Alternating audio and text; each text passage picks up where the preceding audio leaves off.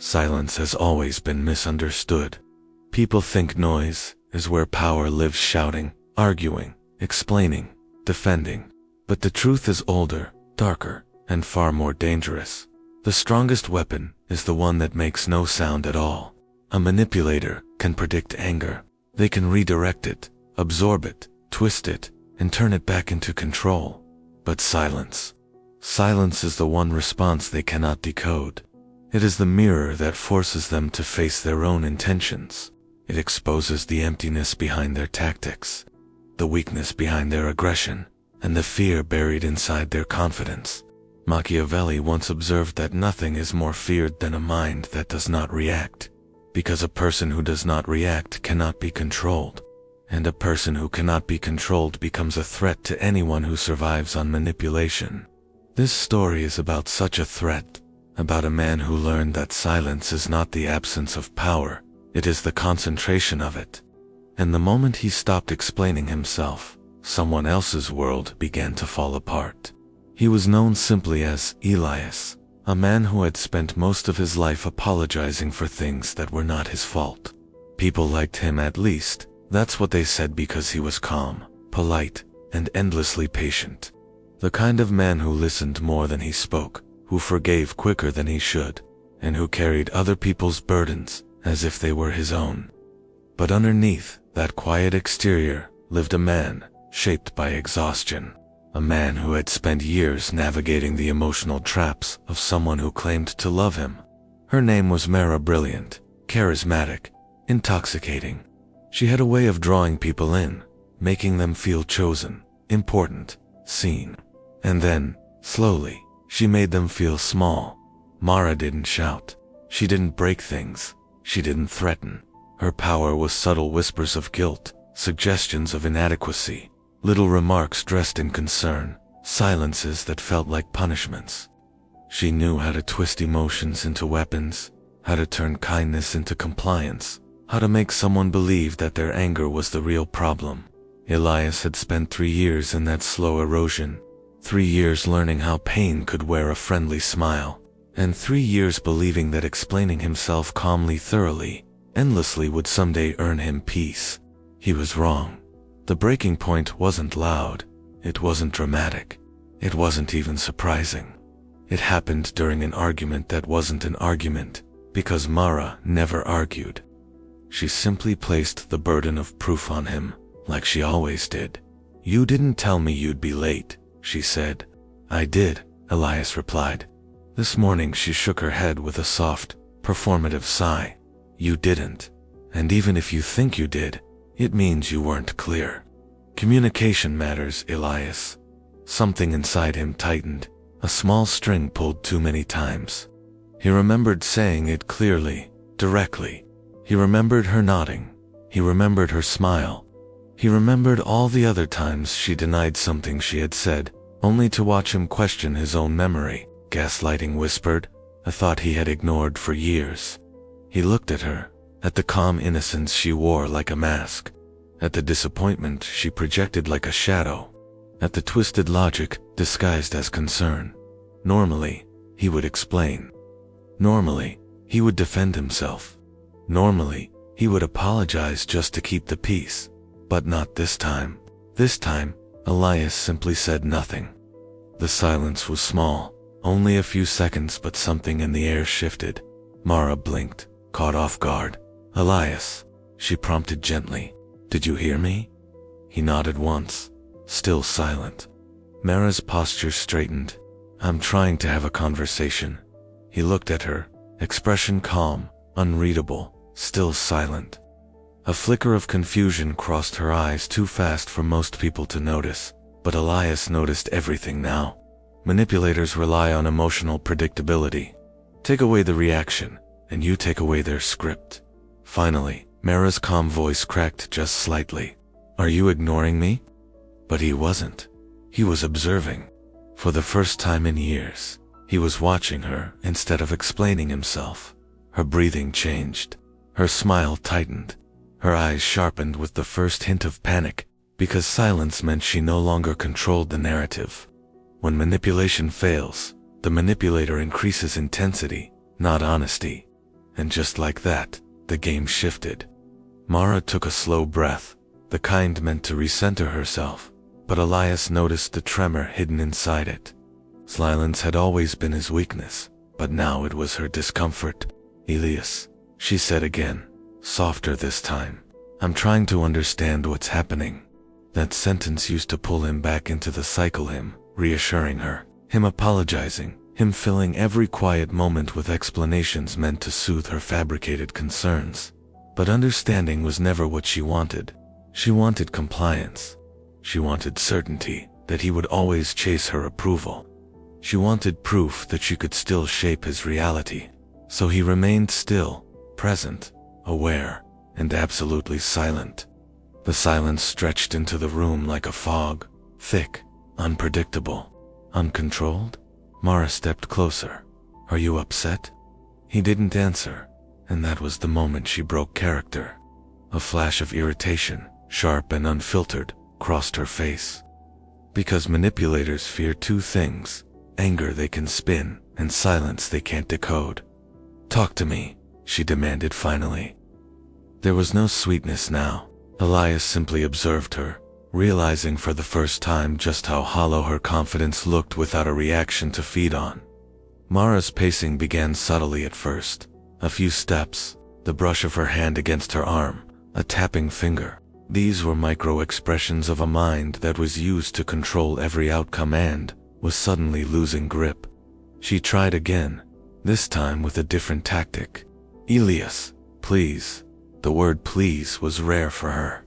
She used it the way a surgeon uses anesthesia when she wanted someone compliant. It was never a request, it was a strategy. But silence neutralized strategy. Her voice cracked a bit. "You're scaring me." Another tactic, fear as persuasion. But Elias had learned something crucial in that moment. If a simple absence of words scares someone, imagine what your presence could do. And so he remained silent. A minute passed, then 2, then 5. Her breathing quickened, her confidence evaporated. Every second proved a truth Mara had never faced. She didn't fear losing him. She feared losing control of him. Finally she snapped, "I can't talk to someone who refuses to communicate." Irony. Weaponized. Elias almost laughed, but he didn't. Silence was a blade sharp only if he kept it clean. He simply stepped back, nodded once, and walked past her. Not fast, not dramatic, just deliberate. Mara stood frozen, a woman who had always calculated outcomes, facing one she didn't predict. That night, Elias expected anger. Instead, he received a message, then another, then another. "We need to talk. I feel like you're punishing me. Why won't you tell me what I did wrong? I hate when you're like this. It scares me." Every message revealed more about her mindset than her intentions. Manipulators don't fear being wrong. They fear being powerless. Elias didn't reply. Not because he wanted to hurt her, but because he finally understood something. Machiavelli had warned centuries ago. People who manipulate with emotion rely on your need to explain yourself. Take away that need, and they have nothing left. Silence wasn't revenge. It was clarity, a new form of presence, a reclaiming of mental space. By morning, Mara had shifted strategies again. This time, she smiled. The gentle, warm, carefully measured smile she used to disarm people. "Good morning," she said sweetly. "Can we reset? Yesterday was strange." Elias nodded but said nothing. Mara's smile faltered for a moment, then recovered. She stepped closer, brushing non-existent dust off his shoulder. "It's okay. We all have moments." He didn't react, and for the first time in their entire relationship, Mara felt the emotional terrain shift under her feet. Elias was no longer trying to make things right, no longer trying to reassure her, no longer trying to soften any silence, and she could not understand it, not even a little. It wasn't that Elias suddenly became cold. It was that he stopped participating in her emotional choreography, stopped dancing to the cues she always controlled. Mara stepped back slowly, her eyes narrowed with something that looked like fear, wearing confusion as a mask. Silence forces manipulators to hear the sound of their own tactics, and Mara hated that sound. She changed approach again. Conversation, logic, pretend understanding. "Listen, Elias," she said, pretending calm. "If you were upset yesterday, you should have just told me. Communication is important." He simply looked at her, not coldly, not warmly, just observingly. She sighed. "Are you going to say anything?" "Not yet." She crossed her arms. "You're acting childish." No response. Her jaw tightened. "You're being passive-aggressive." Silence. Her voice rose. "Are you serious right now?" Elias stood quietly. Her facade cracked entirely. "You can't just not talk to me." But he could, and she hated that. Because silence revealed the truth. Her power existed only in the noise.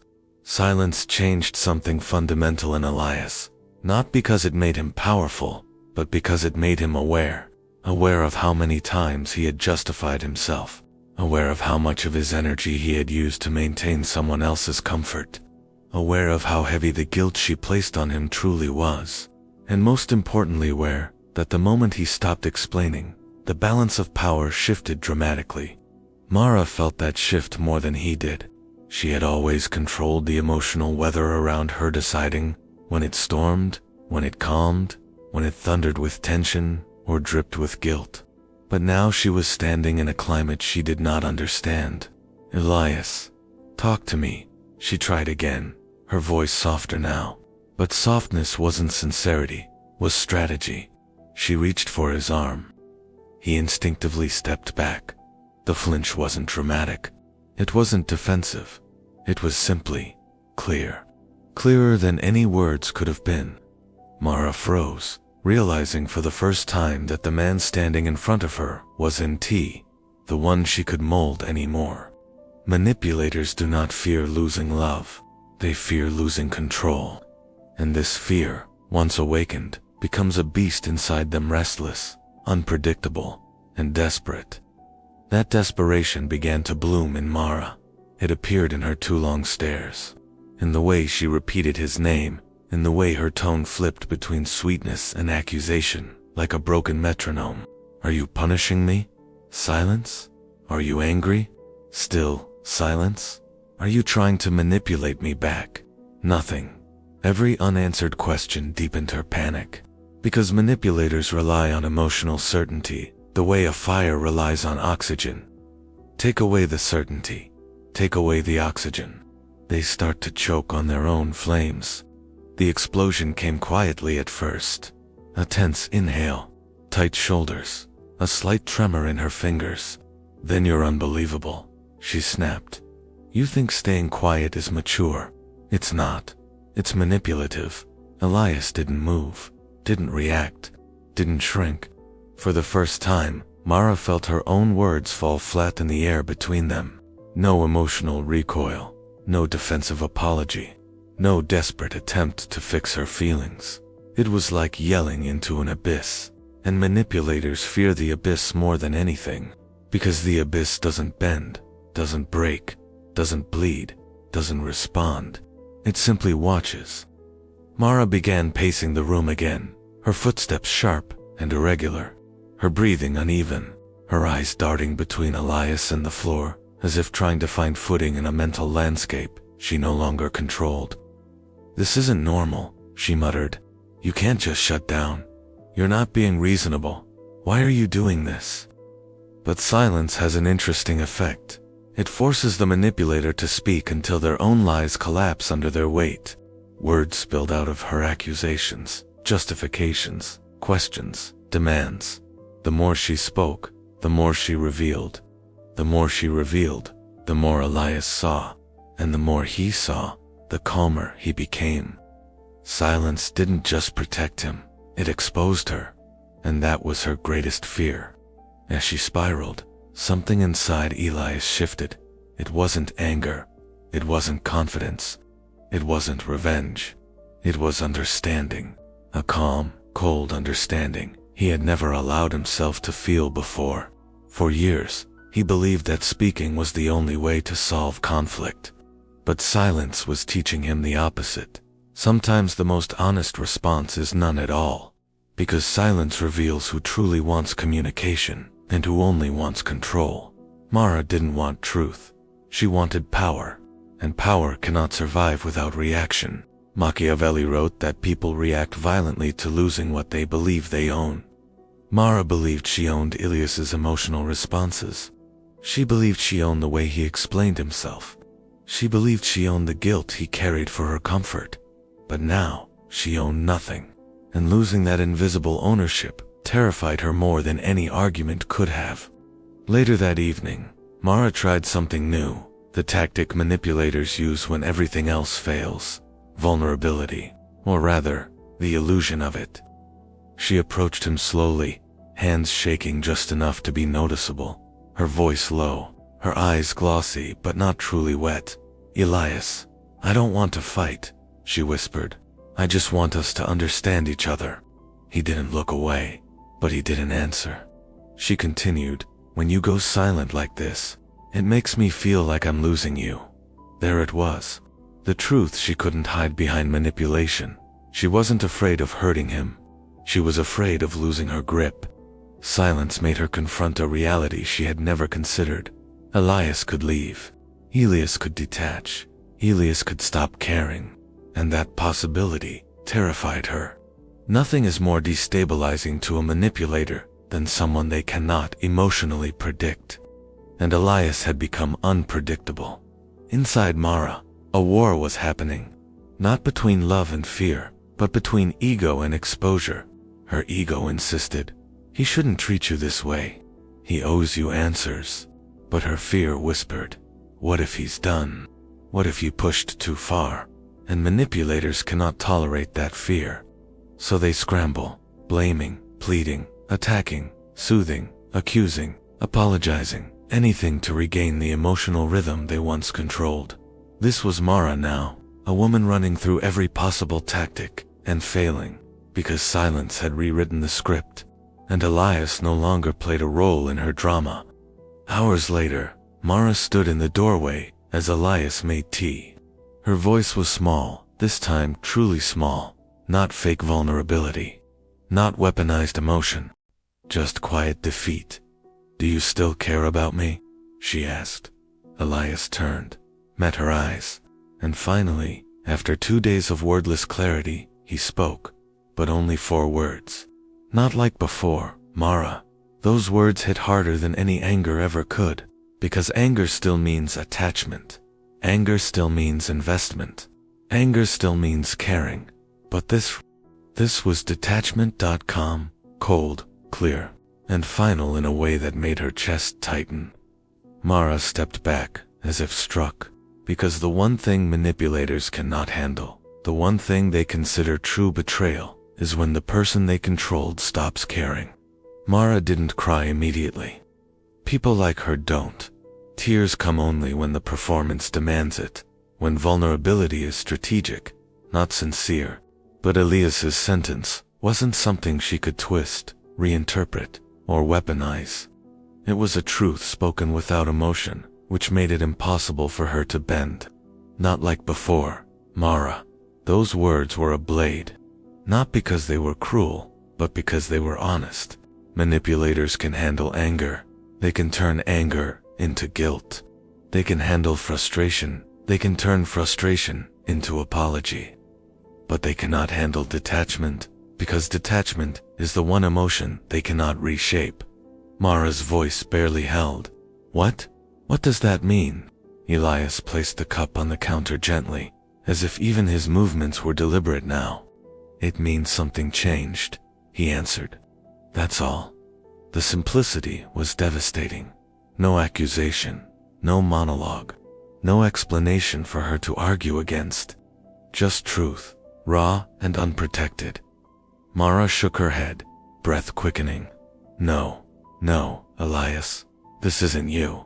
You don't talk like this. You don't act like this." He watched her carefully. She didn't realize the irony of what she was saying. She wasn't describing him. She was describing the version of him she needed to control. "You're scaring me," she whispered. "You're acting so cold. Elias looked at her with a quiet, reflective sadness. Not sadness for her, sadness for himself. Sadness for the man he had been, while trying to earn love from someone who didn't know how to give it. "I'm not cold," he said softly. "I'm just done carrying things that aren't mine." That sentence broke something in her. Her face twitched, her breathing hitched, her eyes filled with a panic she couldn't mask anymore. "Don't say that," she begged. "You can't just detach. You can't just," but he could, and she knew it, and nothing terrified her more. Mara stepped closer, reaching for his hands. He didn't move, didn't pull back, didn't offer them either. The absence of reaction was louder than any rejection. Her fingers touched his wrists, gentle, shaking. "Please, don't do this," she whispered. "I need you to talk to me. Please say something." Elias studied her expression, the desperation hiding beneath the words. It was the first genuine thing she had shown in days, but even sincerity, now, was too late. "I did talk," he replied. "You just never listened." That line wasn't an attack. It was an autopsy. Her eyes widened, the truth hitting her like a physical blow. Manipulators aren't afraid of losing love. They are afraid of being understood. Because once you understand them, you stop fearing them, and once you stop fearing them, their power disappears. Mara turned away, covering her face with her hands. It looked like shame, but it wasn't. She wasn't grieving his pain. She wasn't grieving the hurt she caused. She wasn't grieving the relationship. She was grieving her loss of emotional control. Her voice came muffled. I don't understand what you want." Elias leaned against the counter, steady and quiet. "I want peace, Mara." "You have peace," she snapped bitterly. "You just never appreciate it." He shook his head. "I've had silence, not peace. There's a difference." For the first time, the silence between them wasn't something she controlled. It was his silence, his space, his boundary, and boundaries were foreign to her, because boundaries mean equality. Manipulators need hierarchy. Something inside Mara broke then, the illusion of dominance, the belief in her own superiority, the idea that she could always pull him back with guilt or charm. She stepped toward him once more, not aggressively, but almost humbly.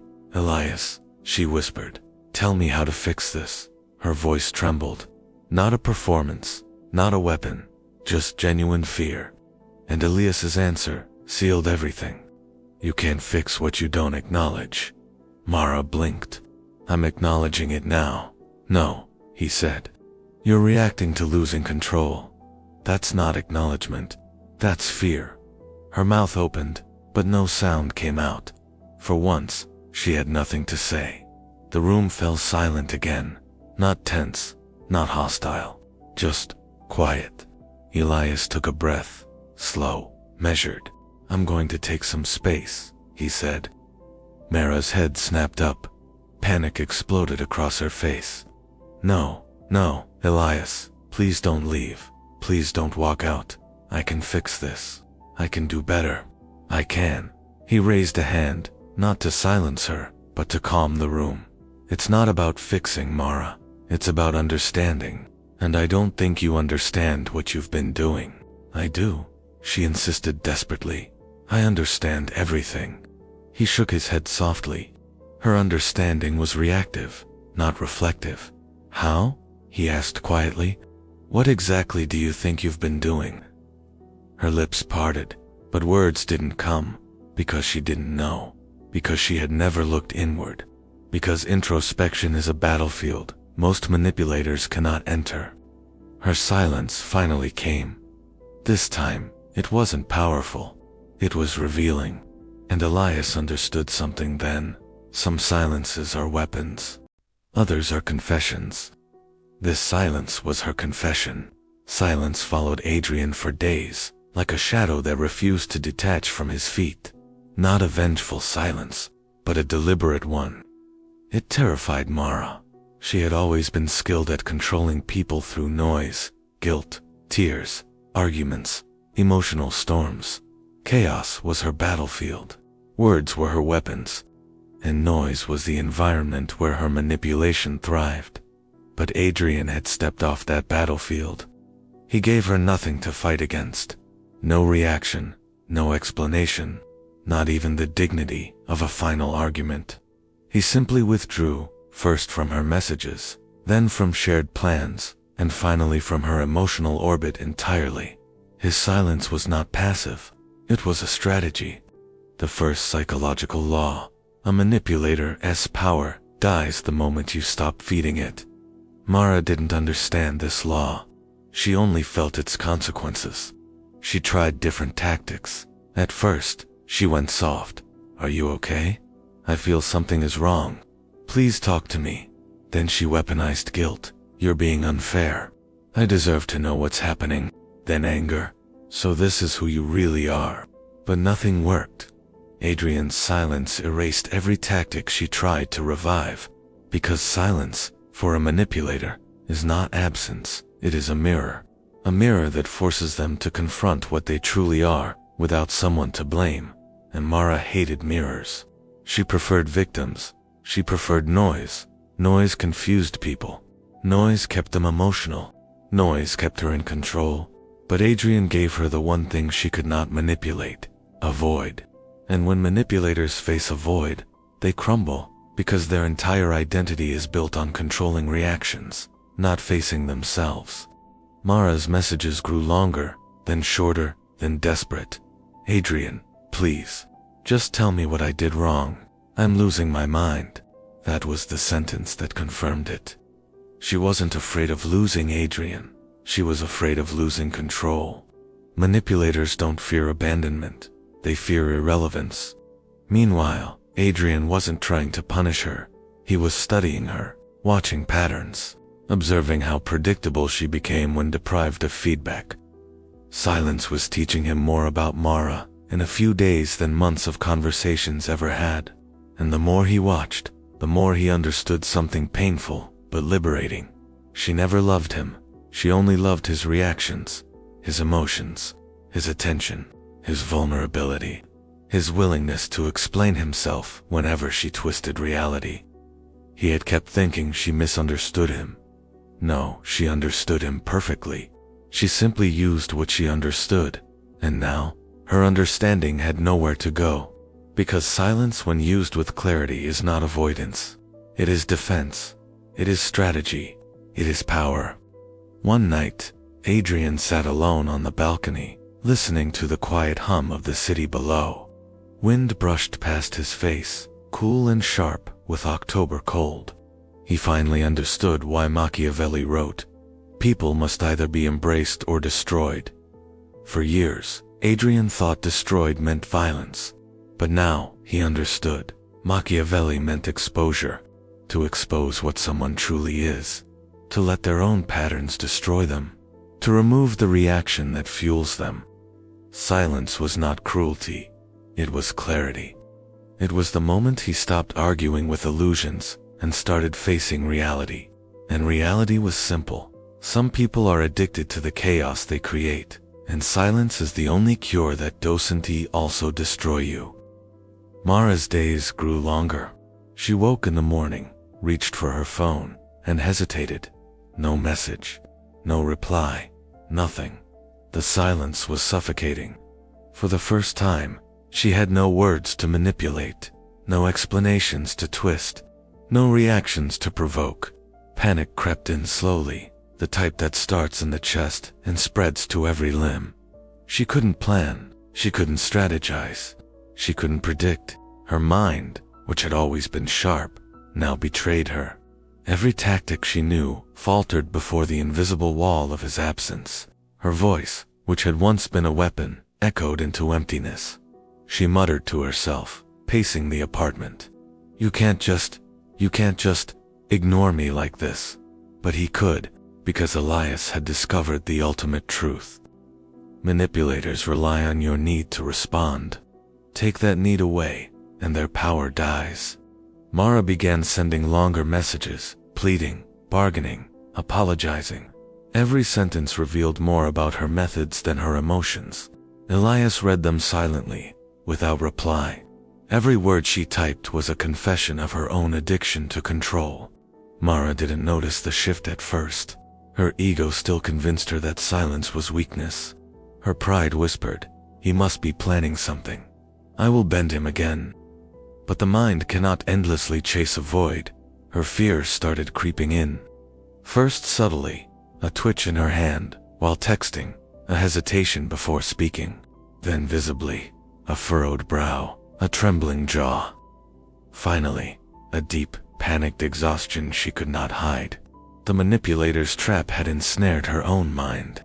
Every lie she told herself, every justification for her behavior, collapsed when confronted by a presence that did not participate in her drama.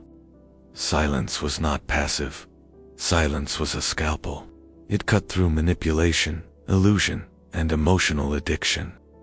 One evening, Mara approached Elias, trembling. "Please, I just want to understand. Why are you doing this? Why won't you talk?" Elias observed her with calm detachment. Not coldness, but clarity. "I'm not doing anything to you," he said softly. "I'm simply choosing not to participate." She blinked, disbelief crossing her face. "Not participate, but everything we've ever been. I thought it mattered." "It mattered," he replied, "but it was built on reaction, not truth. I am no longer reacting, and that changes everything." Mara's hands dropped. Her mouth opened, and no words came. Because silence cannot be argued with. Silence cannot be persuaded. Silence cannot be gilded. It simply reveals reality. For Elias, the lesson was profound. Detachment is power. Responding emotionally to manipulation feeds the manipulator's strength. Silence is a weapon, not in a passive-aggressive sense, but as a tool of clarity and observation. Boundaries are liberation. By refusing to explain, apologize, or justify endlessly, you reclaim your mental space. He realized he had been complicit in his own manipulation, allowing her control to dictate his emotional state. Every apology, every explanation, every word spoken to soothe her was a brick in the cage he had built around himself. Now, with silence, the cage opened. Mara began speaking faster, louder, and with less coherence. Her sentences ran into each other, overlapping in frantic rhythms. "You're being ridiculous. This is insane. Why won't you talk? I can't. You can't do this." And Elias did nothing. He didn't shout. He didn't leave. He simply existed. Her words no longer held sway. Her strategies were meaningless. Because he had finally learned the central law of psychological control. Control is not achieved by convincing others to react. Control is achieved by mastering your own reaction. Every micro-expression of panic she displayed confirmed this law. Her fear of losing him had become her weakness. Her obsession with control had trapped her in her own spiral. Elias noticed something else. Mara was now revealing herself without realizing it. Her confessions, admissions, and manipulations all spilled in rapid succession. No filter, no strategy. Silence doesn't just protect, it exposes. And for a manipulator, exposure is the ultimate loss of control. Mara's reflection in the mirror looked unfamiliar. Eyes wild, shoulders tense, lips trembling. For the first time, she saw herself without the armor of manipulation. Elias had not attacked her. He had not punished her. He had merely withdrawn from the stage she built to control him. And in that withdrawal, her empire collapsed. She paced the room, muttering incoherent phrases. I don't understand. Why won't you answer? I can't, I just. Her sentences ran together, unstructured, chaotic, each word a testament to how deeply she depended on the reactions of others to maintain her own identity. Elias stood at a distance, observing quietly. He did not intervene. He did not scold. He did not offer comfort. He only watched, because the most effective strategy against a manipulator is patience paired with detachment, and the most terrifying weapon is silence. For Mara, fear had never been about losing someone's affection. It had always been about losing control. She thrived on emotional leverage, small tactics designed to keep others in orbit around her will. Her strength depended entirely on reaction. Without reaction, she had no power. And Elias's silence revealed the truth she could no longer deny. She was powerless. Her face paled, her hands shook, her voice cracked as she whispered, I can't. He's gone. He's gone. He wasn't gone physically. He was gone emotionally. He had withdrawn the currency. She depended on his attention, his explanations, his reactions, and in doing so, he had finally claimed his power. He thought of Machiavelli. It is better to be feared than loved, if you cannot be both. But he also understood a subtler truth. Fear is fragile. Respect can be feigned. Control is earned through clarity, boundaries, and the refusal to participate in another's chaos. Silence is neither threat nor punishment. Silence is presence without submission. It is clarity without explanation. And for a manipulator, that is the most destabilizing force imaginable. Mara collapsed onto the sofa, face buried in her hands. Elias approached slowly, measured, every step intentional. You don't understand, she whispered. You can't just withdraw. You can't not care. You're detached, he finished for her, calm and precise. Yes, she said, voice barely audible. I see it now. I see what I've been doing. But it was too late. Her realization was reactive, born of panic, not introspection. She had finally confronted her own reflection, but without understanding how to change. Elias nodded once. Silence followed. The room breathed with it, the kind of silence that teaches without speaking, exposes without accusing, and destroys without striking. Elias observed the most effective lesson he had learned. A manipulator cannot survive being observed without reaction. Silence becomes a mirror, reflecting their methods and motives back at them. The void they encounter is terrifying, because it reveals the truth they cannot lie about. Mara's eyes filled with the first tears of genuine understanding, not because she loved him, but because she recognized the consequences of her own actions for the first time. No explanation, no confrontation, no argument, only reflection, and in reflection, truth. Elias felt a calm he had never known. The man who once apologized for others' misdeeds, who justified, explained, and participated in emotional manipulation, had changed. He realized detachment is not cruelty, silence is not cowardice, observation is not inaction. They are tools of self-preservation and liberation, tools of insight, tools of understanding power, not abusing it. Mara had provided the final lesson, not by words, not by struggle, but by revealing her own dependency. And Elias had learned it by doing nothing, yet observing everything. Weeks passed. Mara withdrew from Elias emotionally, not in anger, not in revenge, simply because she could not sustain the illusion of control any longer. Elias's life regained a calm clarity he had never imagined. He no longer chased approval. He no longer justified himself.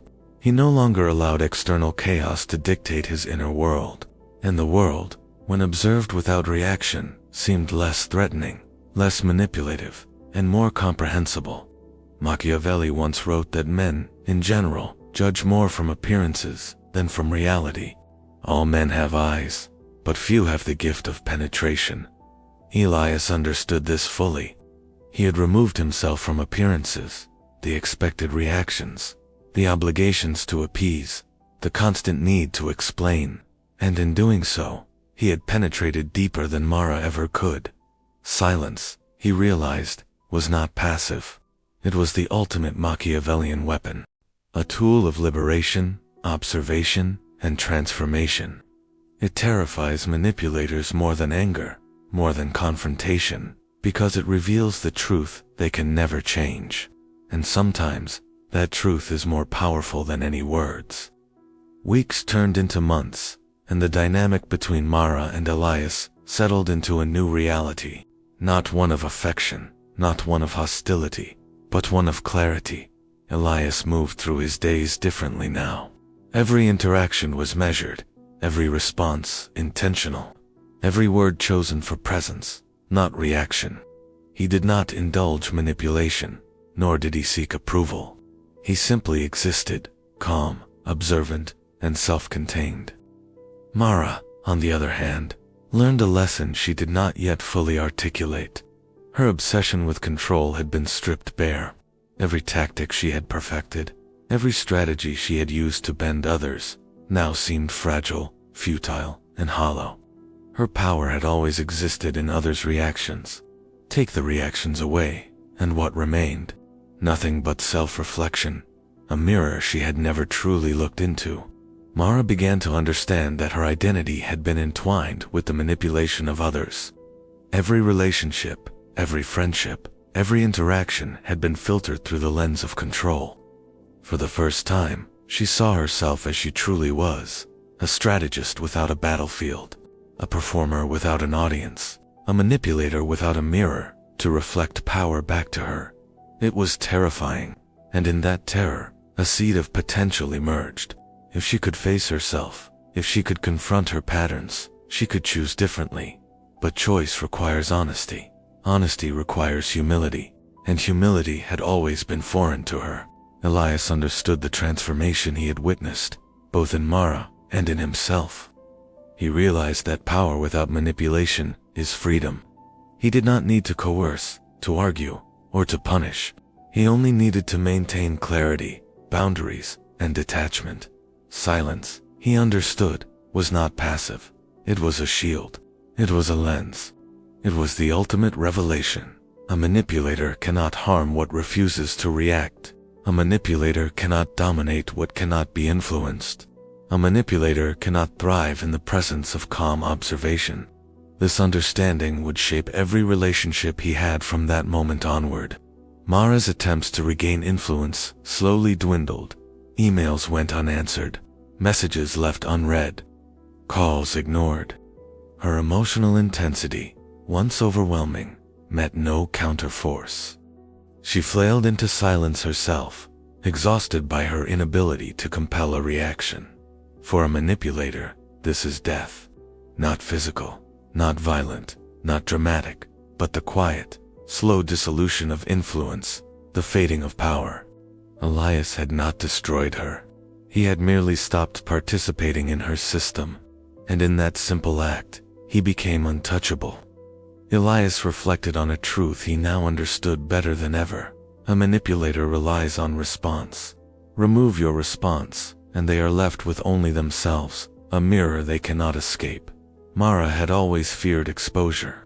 Elias gave her that exposure without speaking, without judgment, without vengeance. And that, more than any anger, more than confrontation, terrified her. One night, Elias walked alone through the city streets, observing the ordinary lives of people immersed in emotion, drama, and reactive chaos. He realized that most conflicts, most manipulations, most struggles were fueled not by true malevolence, but by the human need to provoke reaction. He no longer felt burdened by others' attempts to control him. He no longer sought approval or explanation. He simply observed, learning, understanding, and protecting his own inner calm. Silence had given him something far more valuable than victory. It had given him freedom. Machiavelli's writings were often interpreted as cruel or manipulative, but Elias now saw a deeper lesson. Power is not domination. It is control over oneself. Fear is not necessary if one is untouchable by emotional coercion. Silence is the greatest weapon against those who thrive on reaction, and he understood that the truest test of power is not aggression, cunning, or eloquence. It is the ability to maintain clarity in the midst of chaos, to observe without reacting, and to remain unshaken when others unravel around you. Mara had provided the final demonstration through her unraveling. He learned the mechanics of manipulation more clearly than any book could teach, and through silence, he had claimed the ultimate form of power, detachment, observation, and inner mastery. Elias stands at the edge of a quiet river, reflecting on the events that changed everything. The water moves slowly, indifferent to the turmoil of human minds. A soft wind brushes across his face. He inhales deeply and exhales, not in frustration, not in relief, but in pure calm. He understands now. Silence is not empty. It is full of observation, full of insight, full of freedom. And for those who seek to manipulate, it is the most terrifying force of all. Time passed, months, then years. Elias's life was quieter, but far from empty. He walked through each day with a deliberate calm, aware of the subtle currents of human behavior around him. People tried to provoke him. Friends, colleagues, even strangers, all attempted to spark a reaction, to pull him into drama. And yet, he remained unmoved. Silence had taught him the ultimate lesson. Nothing outside himself could destabilize him unless he allowed it. He was not cruel. He was not indifferent to all humanity. But he no longer allowed himself to be trapped by the emotional currents of those who sought control over him. Every interaction became an observation, a chance to learn, understand, and apply wisdom. Mara, in contrast, learned her lesson in a harsher, slower way. Her identity had been built on the manipulation of others. Now, stripped of that power, she was forced to confront herself. Her panic eventually subsided, replaced by reflection.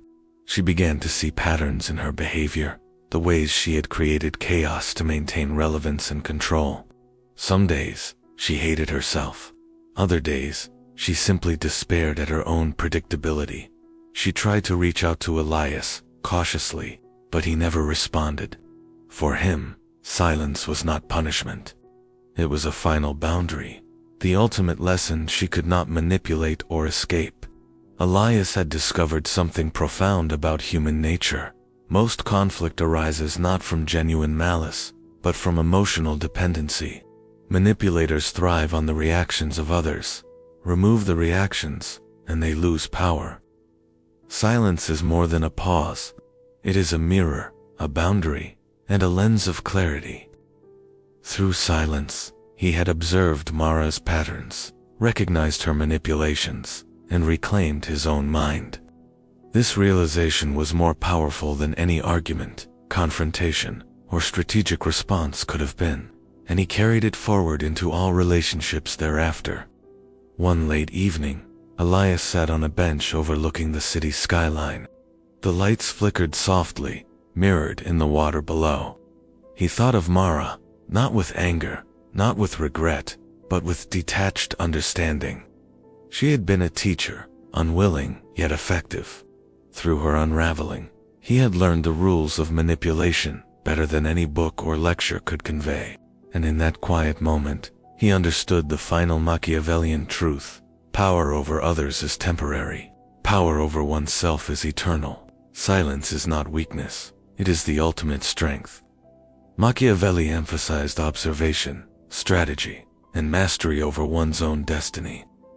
Elias had achieved this not through aggression or cunning, but through restraint, clarity, and silence. He understood that the most dangerous people are not those who attack, but those who are untouched by the chaos of others, those who observe, reflect, and act only when necessary. And silence, the tool he had wielded, was the most devastating weapon a manipulator could ever face. It terrifies because it exposes truth, strips power, and leaves no reaction for the manipulator to exploit. Through this, Elias had discovered not just a strategy for dealing with manipulation, but a philosophy for life. Observe, detach, protect your inner calm. Let the chaos of others unfold without your interference. And in doing so, you become untouchable. Elias stood as the sun rose over the horizon. The city below was alive with noise, emotion, and movement. He felt none of the compulsion to react. For the first time, he was free. Not free from Mara, not free from human behavior, but free from the need to be manipulated by it. Silence had taught him that freedom is not external, it is internal. And those who master it gain the ultimate power, peace within themselves, impervious to the chaos of others. The wind whispered, carrying with it a lesson older than time. Power is not in control over others. Power is in mastery of oneself. And silence, above all, is the instrument through which mastery is claimed. Elias spent many nights reflecting on the lessons he had learned. He realized that human behavior is often predictable, but the consequences of confronting it are rarely understood. Manipulation, when stripped of reaction, becomes powerless. Emotional control is the only weapon a manipulator cannot wield without compliance. Most people live in reaction, responding to fear, desire, guilt, and expectation. Manipulators exploit this instinct constantly, shaping others' thoughts, feelings, and actions for their own benefit. Elias no longer lived in reaction. He observed. He measured. He responded only when absolutely necessary. This quiet mastery became a philosophy, not of cruelty, but of freedom. Silence is often mistaken for weakness. People believe that those who do not argue or defend themselves are vulnerable, malleable, or cowardly. But Elias had discovered that silence exposes the manipulator's own patterns, prevents the waste of emotional energy, creates a psychological mirror that reveals truth without confrontation. For Mara, silence was terrifying. She had always relied on the certainty of response, the predictable emotional feedback that allowed her to bend, push, and dominate. Without it, she faced herself in a mirror of her own creation, and nothing terrifies a manipulator more than that reflection. Elias cataloged the patterns he had seen. Manipulators thrive on emotional dependency. Remove the dependency, and their power dissolves. Silence is not absence. It is presence without engagement, a state of observation that leaves the manipulator exposed. Detachment protects. Emotional distance does not require anger or resentment. It requires awareness and self-possession.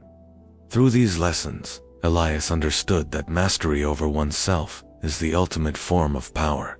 Not dominance over others, not vengeance, not deception, but freedom from the manipulation that others tried to impose. The city moved around him, filled with chaos, ambition, and emotional storms. Elias observed from the quiet of his apartment window. People argued on the streets. Friends betrayed one another. Strangers collided with reckless intensity. And yet, he remained untouched.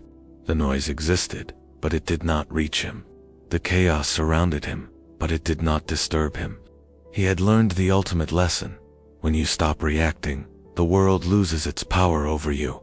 And in that truth, there was liberation, not temporary, not fleeting, but lasting. Mara never fully regained her confidence. She tried, of course, attempting subtle manipulations in other relationships, but she carried with her a seed of fear, the memory of Elias's unshakable calm, the reflection of her own patterns. When met with silence, her world had shifted. The belief that she could always influence, control, or bend others had been challenged, and that challenge remained with her. She became quieter, more cautious.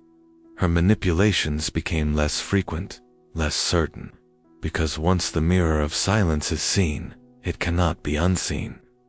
Elias thought of Machiavelli and the writers of human behavior he had studied.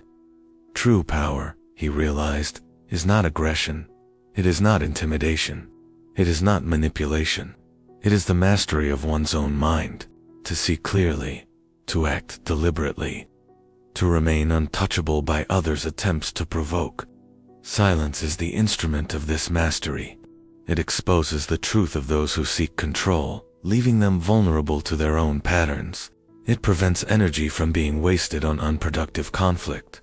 It creates freedom, a clarity that cannot be achieved through argument or manipulation. Elias stood on a quiet cliff, overlooking the sea as the sun dipped beneath the horizon. Waves crashed silently, endlessly, with neither purpose nor judgment. The wind carried the memory of every confrontation, every manipulation, every lesson. He understood fully now. The world would always contain chaos. People would always try to control, deceive, or provoke. And yet, his calm, his observation, his silence, these were unassailable. He inhaled deeply, exhaled slowly, and felt the full weight of inner freedom. He had faced the manipulator, learned the patterns, and emerged untouchable. Not through anger, not through argument, not through retaliation, but through clarity, detachment, and silence. And in that stillness, he discovered something eternal. True power is not what you take from others. It is what you reclaim for yourself. Time, Elias realized, does not heal manipulation. It does not erase the scars left by those who sought control. But time, combined with clarity, silence, and detachment, transforms the observer. Elias had changed. He was no longer the man who reacted impulsively to Mara's provocations. No longer the man who explained endlessly to appease another's expectations. No longer the man whose peace was held hostage by someone else's need for control. He had discovered the ultimate lesson. The greatest victory is not over another person, it is mastery over oneself. And with that mastery came freedom. The kind of freedom that cannot be threatened, bought, or taken. Manipulators are powerful only because they exploit human reflexes. Guilt, anger, shame, fear, desire. When those reflexes are removed, the manipulator loses their battlefield. Silence, therefore, is not a weapon of attack. It is a weapon of liberation. It exposes patterns. It preserves energy. It demonstrates power without aggression. And it terrifies those who rely on reaction for identity, influence, and validation. Mara had learned this truth the hard way. No manipulation survives the mirror of observation without reaction.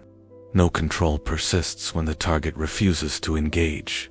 And in that mirror, she saw herself clearly, as others had rarely, if ever, allowed her to see. Elias thought of Machiavelli once more. Men, in general, judge more by appearances than by reality. All men have eyes, but few have the gift of penetration. Elias now possessed that gift, not through cunning, not through intimidation, but through detachment, observation, and the calculated use of silence. Silence, he realized, is a double-edged sword. It protects those who wield it and exposes those who depend on reaction. He had observed Mara unravel, not out of cruelty, but as a reflection of the universal principle. Those addicted to control cannot survive the absence of reaction.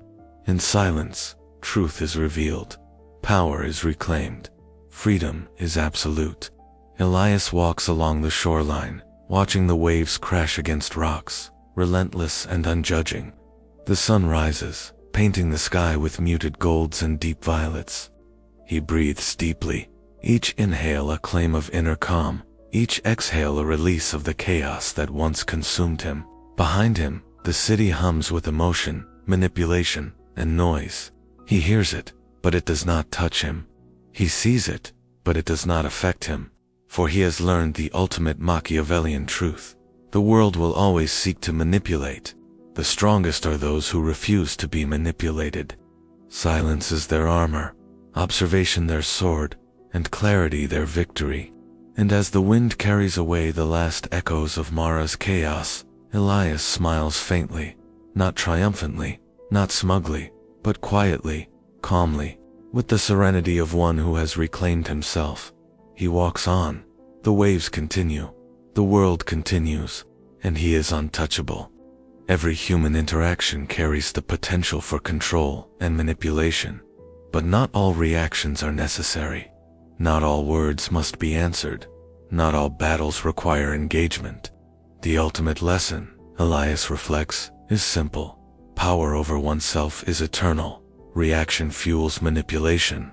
Restraint dissolves it. Silence is not emptiness. It is clarity, protection, and revelation. Those who understand this hold a force greater than anger, confrontation, or dominance. It is the force of unshakable presence, the wisdom of detachment, and the calm mastery of the mind. And in a world addicted to reaction, those who wield silence walk untouchable among chaos, seeing truth where others only see noise.